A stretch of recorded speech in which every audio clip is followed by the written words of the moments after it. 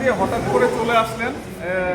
আমার প্রথম কথা ওনাদের কাছে যে আমরা কিন্তু একসাথেই ছিলাম আন্দোলনে, কাজে এখানে এত হোস্টাইলিটির কোনো প্রশ্ন নাই। আচ্ছা, দ্বিতীয়ত আমরা রুল চেয়েছিলাম যে আর্টিকেল 9-এ যে পরিবর্তনটা আনা হলো অ্যামেন্ডমেন্টে, এই জায়গাটাতে আসলে ক্ষতিগ্রস্ত কারা হচ্ছে? ক্ষতিগ্রস্ত হচ্ছে যাদের গত 52 বছরে যে কোনো রাজনৈতিক দল হয়েছে, বড় হোক ছোট হোক, সবার একটা লেজিটিমেট এক্সপেকটেশন যে তারা ক্ষমতার কাছাকাছি গিয়ে দেশের সেবা করতে চায়।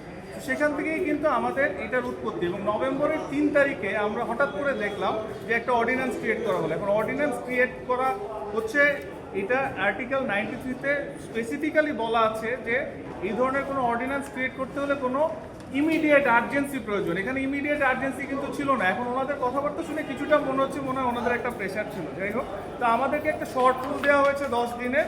এই 10 দিনের শর্ট রুলের পর আমরা আশা করছি যে এরপরে কোর্ট ইনশাআল্লাহ আমাদেরকে শুনবেন এবং আমাদের এবং আমরা ছাড়া অন্যান্য অনেক রাজনৈতিক দলই আমাদের পক্ষে আসবে না।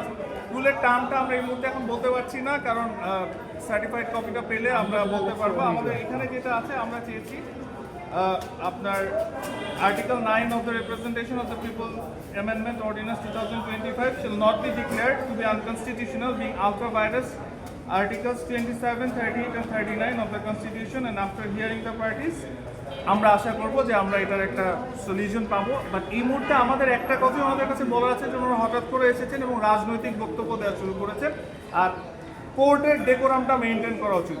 আমরা মহামান্য হাইকোর্টকে আমরা যাতে আর অপমানিত হতে না দিই, সেই জিনিসটা আমাদের সব লয়ারদের খেয়াল করা উচিত। তো আমি আমার লয়ার ভাইদের বলবো যে আপনারা কোর্টের ডেকোরামটা কাইন্ডলি মেনটেন করবেন। আমরা কোর্টকে অসম্মান করি না, আপনারাও কোর্টকে অসম্মান করবেন।